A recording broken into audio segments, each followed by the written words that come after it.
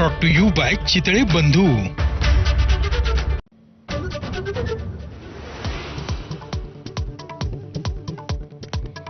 राज ठाकरेंची उद्धव ठाकरेंना पुन्हा टाळी, एकत्र येणं राहणं कठीण नाही, राज ठाकरेंचं मोठं वक्तव्य। आमच्यातले वाद भांडणं महाराष्ट्रापेक्षा खूप छोटी, महेश मांजरेकरांना दिलेल्या मुलाखतीत स्पष्ट वक्तव्य।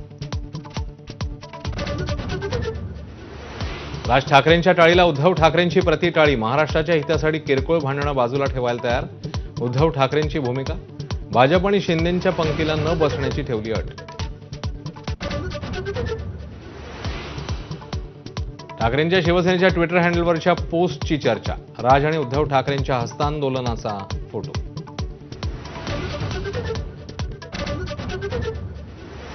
राज ठाकरेंच्या भूमिकेला नाकारण्याचा करंटेपणा करणार नाही, पण उद्धव ठाकरेंच्या अटी मान्य करा, संजय राऊतांचं आवाहन। तर 2014 आणि 19 मध्ये शिवसेनेने दगा दिला, संदीप देशपांडेंचा आरोप। मतभेद विसरून ठाकरे बंधू एकत्र आले तर आनंदच, राज आणि उद्धव ठाकरेंच्या युतीच्या चर्चेवर फडणवीसांची प्रतिक्रिया। तर तो त्यांचा अंतर्गत प्रश्न, अजित पवारांनी केलं स्पष्ट।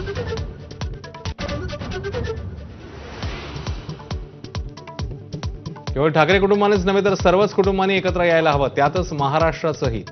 रोहित पवारांची भावना, कुटुंब एकत्र येत असेल तर मराठी मनासाठी तो सुवर्णक्षण असल्याची ही प्रतिक्रिया। हिंदी सक्तीच्या मुद्द्यावरून उद्धव आणि राज ठाकरेंचा एकच सूर, हिंदी सक्ती खपवून घेणार नाही, उखडून फेकू, उद्धव ठाकरेंचा इशारा।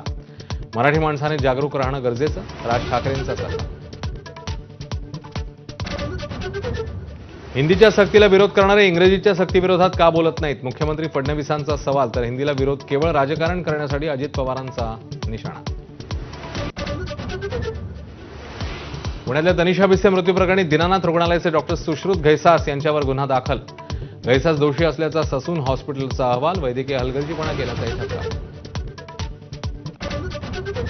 अखेर यवतमाळमधील कोठाडी गावात पोहोचलं पाणी, माझाने बातमी दाखवल्यावर प्रशासनाला खडबडून जाग, सोलर प्लेट्सद्वारे वीज पुरवून बंद पडलेले नळ सुरू।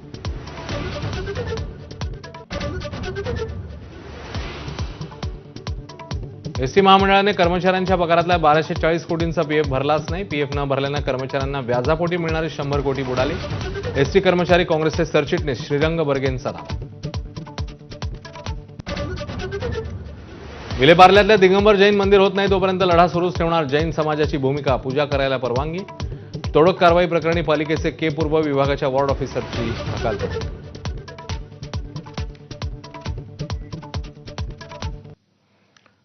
हंडाभर पाण्यासाठी जीव गमावलेल्या यवतमाळ जिल्ह्यातल्या वेदिका चव्हाणची दुर्दैवी कहाणी एबीपी माझाने समोर आणली। मात्र